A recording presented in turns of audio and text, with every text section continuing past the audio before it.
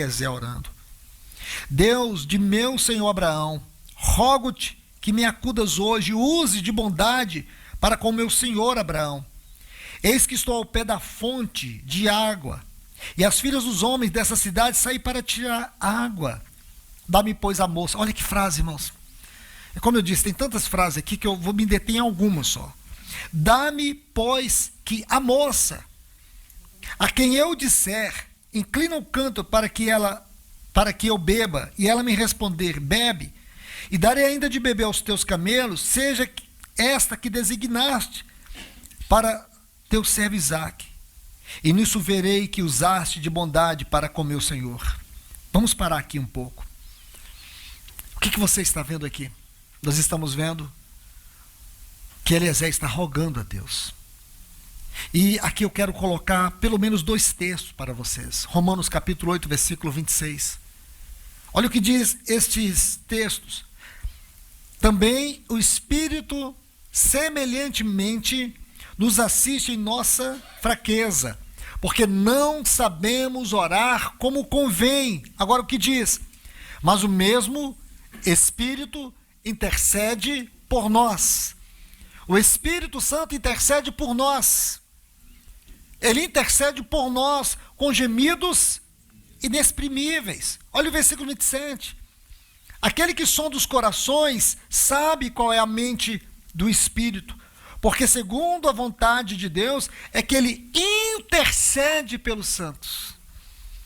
Irmãos, este é um papel importante do Espírito Santo, porque o final dessa frase aqui, desse versículo 27, em uma versão que está mais próxima do texto original, diz assim: porque o Espírito pede favor do povo de Deus, e pede de acordo com a vontade de Deus. E vamos entender isso aqui? Vamos traduzir esse texto na experiência de Abraão e Eliezer. Qual era a vontade de Abraão? A vontade de Abraão é que Eliezer encontrasse uma esposa que estivesse à altura do seu filho. Eu vou repetir isso com cuidado, irmãos.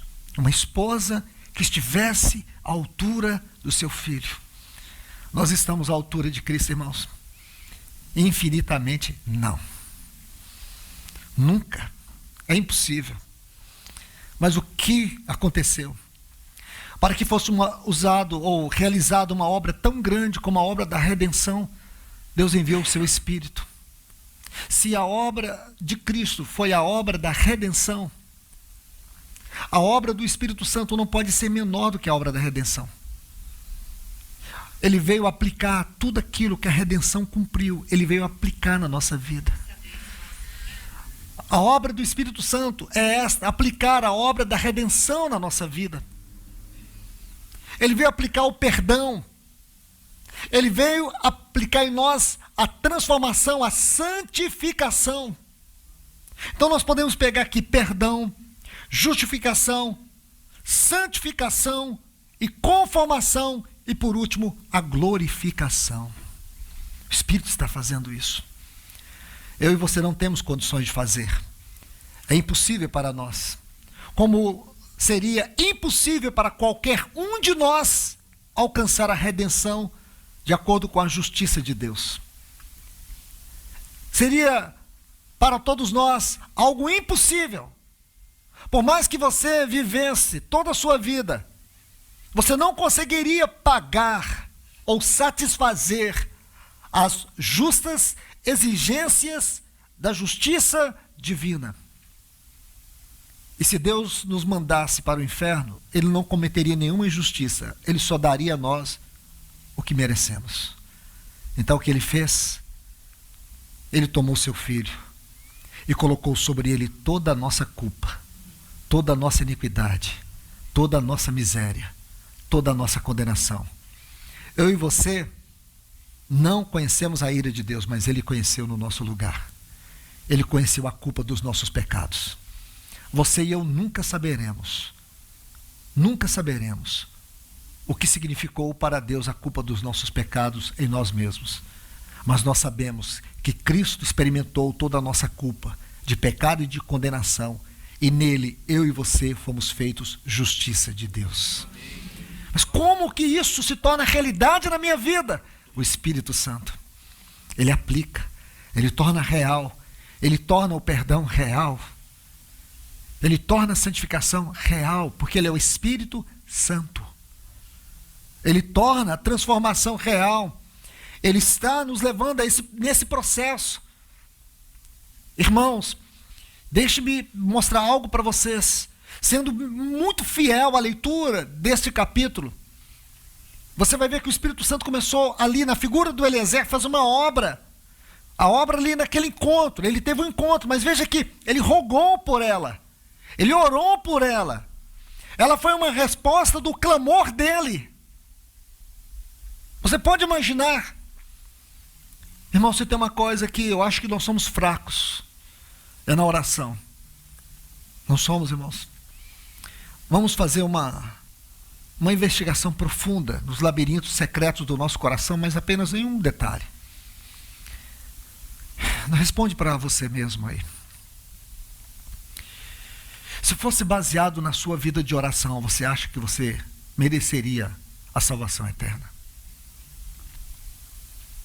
Se fosse baseada na sua vida de oração, você mereceria a salvação? Mas graças a Deus, irmãos, que Deus colocou alguém muito precioso, santo e poderoso, para interceder por nós.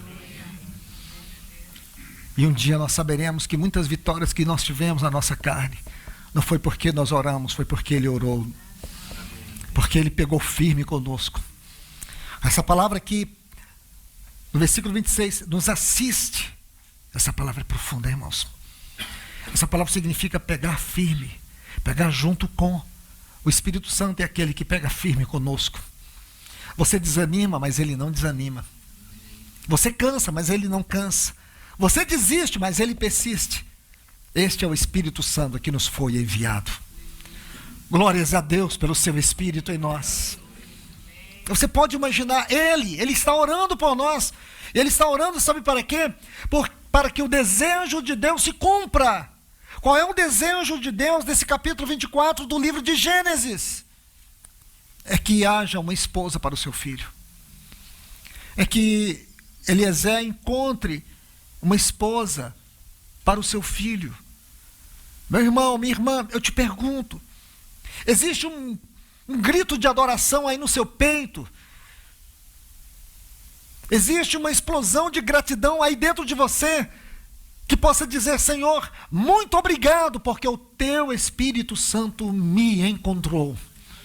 Não fomos nós que aceitamos Jesus, foi o Espírito Santo que nos encontrou. Ele usou o que Ele teve que usar para poder chegar até você e te convencer do seu pecado. O Espírito Santo, Ele nos convence do pecado, nos convence da justiça e nos convence do juízo. É isso que Ele faz. Ele nos encontrou. É isso que nós chamamos de salvação. Ele nos encontrou. Mas amém. Vamos observar alguns detalhes. No versículo 15 diz: considerava ele ainda quando saiu Rebeca, filho de Betuel, filho de Milca, mulher de Naor, irmão de Abraão, trazendo um cântaro no ombro. Versículo 17: então o servo saiu-lhe ao encontro. Não é isso que eu estava falando para vocês? Meus irmãos e irmãs, sejamos bem cuidadosos com essa leitura. E por quê? Porque aqui, em pequenas frases, existem grandes mensagens. Saiu-lhe ao encontro. Isso derruba por terra todo o sentimento que a salvação é nossa. Não, a salvação pertence ao Senhor. Fomos nós que um dia aceitamos Jesus. Nós não aceitamos Ele. Nós estávamos mortos em delitos e pecados. Mortos espiritualmente. Incapazes. Mas foi o Espírito Santo. Foi o Espírito Santo que despertou em nosso coração pela palavra da vida. Pela palavra da salvação. Ele despertou a fé, porque a fé vem pelo ouvir e ouvir a palavra de Deus. Foi o Espírito Santo que te convenceu. Não foi seu intelecto, não foi sua mente. Eu e você não tínhamos capacidade nenhuma, mas o Espírito Santo nos convenceu do pecado. Nos convenceu das nossas misérias. Nos convenceu do juízo. Foi o Espírito Santo. Foi Ele que nos encontrou. Saiu-lhe ao encontro. E ele não saiu ao encontro para falar dele, ele saiu ao encontro para falar de Cristo. De Cristo. Aí veja bem o versículo 21. O homem observava em silêncio atentamente. O homem observava em silêncio atentamente para saber se teria o Senhor levado a bom termo a sua jornada ou não. Tendo os camelos, versículo 22. Tendo os camelos acabado de beber, tomou o homem um pendente de ouro, de meio siclo de peso, e 2 pulseiras para as mãos dela, do peso de 10 siclos de ouro. Você vai ver que lá no versículo 36 desse capítulo, a gente vai passar por ele, mas deixe-me adiantar um pouco. Ele vai falar que Abraão era um homem riquíssimo. Ele tem um único filho. Eliezer vai dizer. E ele deu toda a sua riqueza para o seu filho. Então, o que Eliezer está fazendo aqui agora? Ele está dando para Rebeca as riquezas de Isaac. Ah, irmãos, o nosso olhar míope, nossa mente muitas vezes conformada com os padrões do mundo, nos impede muitas vezes de ver o que nós temos. O que nós temos? Sabe o que nós temos, irmãos? Nós temos todas essas riquezas de Cristo, mas em parte conhecemos. Mas um dia nós veremos a totalidade de tudo que temos. Mas nós sabemos que nós temos um perdão eterno.